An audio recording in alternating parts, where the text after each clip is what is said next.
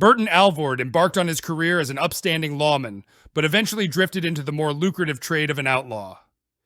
Albert W. Alvord, born to Charles E. Alvord and Lucy on September 11, 1867, in Plumas County, California, hailed from a lineage of prospectors and justices of the peace.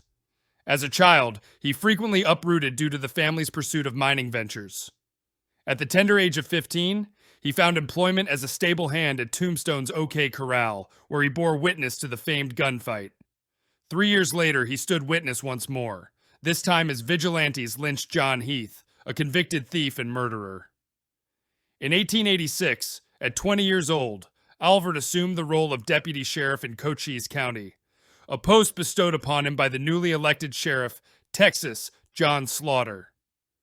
Alvord swiftly gained renown as a skilled tracker, rounding up cattle rustlers and fugitives with remarkable efficiency.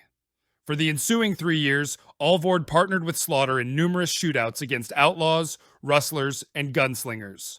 However, the luster of Alvord's reputation dimmed in 1889 when he succumbed to heavy drinking. Frequenting the numerous saloons of Tombstone, Alvord gravitated toward the criminal element, often embroiled in raucous altercations. Slaughter's disapproval of his behavior soured Alvord on both the sheriff and the law. Alvord relocated to Fairbank, Arizona, in the early 1890s, assuming the role of town constable. His heavy drinking and associations with known outlaws led to his ousting, prompting yet another move to Pierce, Arizona. There, he briefly served as a deputy marshal for George Braven in 1896, tasked with maintaining order in the burgeoning mining camp. After a mere 6 months, Braven deemed the hardened lawman unnecessary, prompting Alvord's relocation to Wilcox. Unbeknownst to Braven, their paths would cross again under vastly different circumstances. In Wilcox, Alvord initially served as a constable, later ascending to deputy sheriff. His severe alcoholism left him with little respect, and by the turn of the century, Alvord abandoned his lawman aspirations, affiliating with the outlaw comrades he had amassed over the years. Commencing with cattle rustling, he formed a gang alongside Billy Stiles, embarking on a spree of armed robberies. Following a failed attempt to rob a Fairbank train and a confrontation with the formidable lawman Jeff Milton, Alvord found himself incarcerated in the Cochise County Jail. By then, his former employer George Braven had taken up law enforcement duties in Tombstone, setting the stage for their reunion. On April 7, 1900, while Braven held approximately 25 inmates in his jail, Billy Stiles paid Alvord and fellow gang members a visit. Stiles brandished a firearm at Braven, demanding the release of all prisoners, and wounded the lawman by shooting off 2 of his toes. The prisoners, including Alvord, seized the opportunity to escape.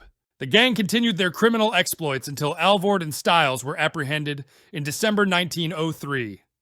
Once again, they found themselves confined in the Tombstone jail, and once again, they staged a daring escape.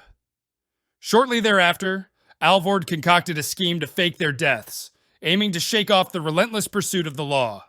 The duo killed 2 Mexicans, exhumed their fresh graves, and dispatched them in sealed coffins to Tombstone. Spreading the tale that the coffins held their own outlaw remains, suspicions arose among the lawmen who uncovered the actual contents, decomposing Mexican bodies, not the outlaws. In February 1904, the Arizona Rangers trailed the fugitives into Mexico and cornered them near Naco.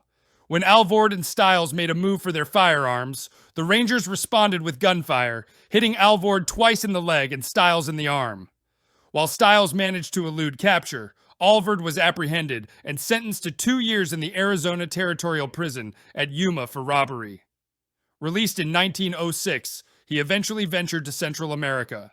His final known sighting was in 1910, where he toiled as a canal laborer in Panama.